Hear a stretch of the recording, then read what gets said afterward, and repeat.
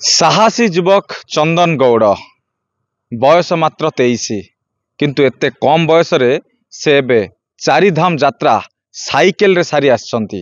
से निज गाँ को फेरुवा बेले आमे भंजनगर ठारे तांको देखिबाकू पाइतिलु। ए होउचंती चंदन गौड़, आंक घर होउची गंजाम सोरडा विज्ञापित अंचल परिषद रे। से ई साइकेल धरी चारिधाम यात्रा आरंभ करथिले। देखंतु ओडिशा टू सोरडा चारिधाम यात्रा साइकेल रे थिला तांकर। प्रथमे से जगन्नाथ मंदिर पुरी रे पहुंची थिले एवं भगवान प्रार्थना करथिले जे चारधाम यात्रा तांकर केमिति मंगलमय हबो एवं सुरक्षित भावे हबो से नै से बाहरी थिले। एते कम बयस रु किभली से एमती गोटे मन को चिंता आसिला जे साइकेल रे चारधाम यात्रा करिबा। आ पूर्व से साइकेलिंग करथिले कि तांकर साइकेलिंग प्रति रुचि रहितिला कि तमाम विषय आलोचना करिबा। आम पाखरे अछन चंदन गौड़। प्रथमे आपन तो अनेक अनेक शुभेच्छा जनइबी ओटीवी परिवार तरफ जे एमती आपण चारधाम यात्रा करी आसिले ते कम बयस रे। एमती ओडिसा रो अनेक युवक मध्य चारधाम यात्रा साइकेल सरैचंदी कि पूर्व आज्ञा पूर्व तो आपण मैंने देखी दिए बहुत किसी वीडियो भी आसी सोशल मीडिया रे कि यात्रा करूची कि अधर छाड़ दे पड़ोची। बट मो सेमि नै मो यात्रा निजे कंप्लीट करी निजे साइकेल रे आसी आ मोर पिलर गोटे रुचि थिला जे मु किछि बाहर जीवी माने हम ओडिसा रे किछि कल्चर बाहर जाई रिप्रेजेंट कर पारी आ बाहर दिन किछि मु देखि पारी जहा कि मु संभव निजे साइकेल रे मु करि पारची। ए जो यात्रा आपनकर सोरडा ठारू केबे ठारू आरंभ होइतिला एबे सोरडा रे आसंता काली पहुंची जिबे जेतेबेले पहुंचबे पाखा पाखी यात्रा केते दिन रहितिला को तारीख रे आपण स्टार्टिंग करथिले जर्नी? तो ये जर्नी टी स्टार्ट होइतिला अक्टोबर 7 रे। बर्तमान काली जर्नी टी शेष हो जाजी डिसेंबर 10। मात्र 2 मास आउ किछि 2-3 दिन हे पारे आ बहुत खुशी लागुची निज गाँ को फेरुची। तो मु फास्ट जिते जगन्नाथ को दर्शन कली तो मु भगवान प्रार्थना करी जे मु केमी शांति सहित जीवी शांति सहित निज गाँव को फेरबी आ भगवान डाक शुणी निज गाँव को मु आराम से जाऊँगी फेरी। एते कम बयस रु एमती गोटे मन कहीं आसला जेमती चारिधाम यात्रा साइकेल रे पुणी?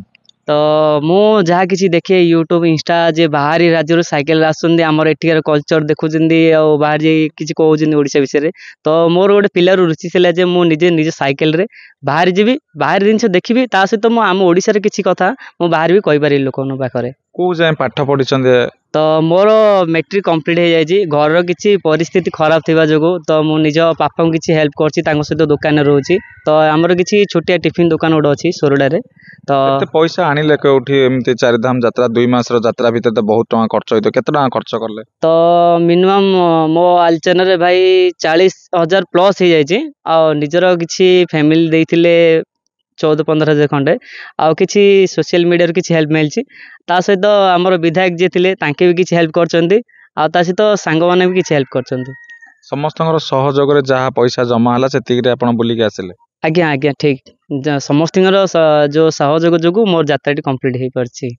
एले टंका पूर्व जोगाड़ करथिले ना एमती रास्ता रे गला पर एमती साहाय्य मागुले सांग मानंगो? नहीं मो निज दुकान भी थिला ना तो मु किसी दुकान रू माने खर्च जहाँ बारे मु रखी थाए। मु भाभी गोटे जिनस करी देखेबी तो निज पाखे पैसा रखी जिते बाहर किसी असुविधा है सांग सहित फोन करी कंटाक्ट रे जहाँ फोन पर पैसा आसी जाए। परिवार पक्षर बापा माँ केमती सपोर्ट रही यात्रा पछरे? तो फास्ट आप जानते समस्ते फैमिली फास्ट मना करते गाड़ी करेंगे ना जाना किसी असुविधा हो पारे तापरे जमी वीडियो किसी देखिले लोक मैंने पचार जाकर दुकान रे तुम पु बाहर जाइए माने रिप्रेजेंट कर आम गाँ विषय तो एबे फैमिली किसी ना बहुत सपोर्ट कर यूट्यूब रे लोके जेमती ब्लॉगिंग करन सेमती ब्लॉगिंग करंती? हाँ किसी छोट छोट शॉर्ट आ किसी नुआ नुआ चैलेंज तो नुआ नुआ छोट छोट वीडियो किसी पकाए और बर्तमान मोर 1.2 के है मोनेटाइजेशन हेइनी? नहीं मोनेटाइजेशन हेइनी कि मोनेटाइजेशन करबा लक्ष्य रे आपण एमती मोर मोटिवेट होची जे मु जागी मु बाहर माने हम ओडिसा रे कल्चर मु बाहर किन रिप्रेजेंट करू।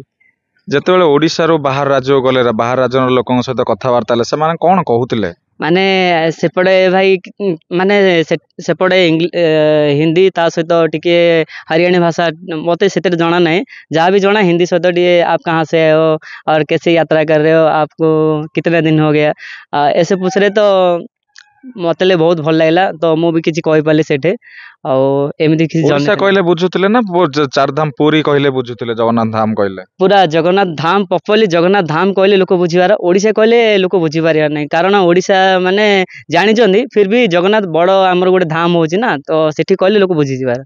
सब झील कोड भी किसी हाँ, असुविधा है चोरी नहीं, है नहीं चोरी हारी किसी असुविधा नहीं आउ समस्ते सपोर्ट करछन्ती साहाय्य करछन्ती जहा द्वारा मो यात्राटी कंप्लीट हो पारिछि। आगु कौन लक्ष्य रखिछन आगକୁ मोर लक्ष्य ଅଛି ଯେ ମୁଁ 12 ଜ୍ୟୋତିର୍ଲିଙ୍ଗ ତା ସହିତ ପଶୁପତିନାଥ ଟେମ୍ପଲ ମାନେ ଯିବି ନିଜ ସାଇକେଲ ନେପାଳରେ ଆଉ ଏମିତି କିଛି ଭଲ ପାଇବା ଦେଇଛନ୍ତି ଯାହା ଦ୍ୱାରା ଆଗକୁ କିଛି ମନୋଭାଳ ଅଛି ଯିବା ପାଇଁ। आम देखु बाहर जो मैंने साइकिल नहीं जान यात्रा से साइकिल दाम भी अधिका थाए भल उन्नत मानर साइकिल रही है साइकिल टी सेमती किसी हैरान कर रास्ता रे तो फास्ट जो नुआ साइकिल आनी आर प्राइस थिला 8000 मु ये को बिग ब्लेंड फ्लिपकार्ट आनी ये टंका 5000 खंड पड़ता तो बाटर किसी हैरान नहीं बट जो रिटर्न होती पुरी मोर से जो पेडल करा से लटटा भांगी जाता सहित बेरिंग दीटा पड़ी आउ बाटर किसी हैरान नहीं आउ दिथर पांचेरी बगैची निज हाथ में निजे और पांचेरी सामान भी अच्छी पाखे साइकिल कम भी हाथ में आसु हाँ किसी छोट मोट जहाँकि निज जमी सजारी बाड़िया साइकेल हुए हाथ में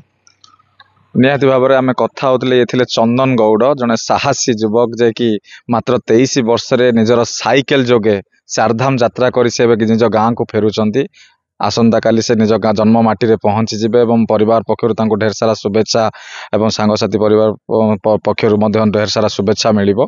निहाती भाव में चंदन चारधाम यात्रा कर आसिया परे बहुत खुशी अछंती एवं आगु मध्य लक्ष्य रखिछंती जे 12टी ज्योतिर्लिंग बुलिबे ता सहित नेपाल मध्य साइकेल रे यात्रा करिवार से लक्ष्य रखिछंती।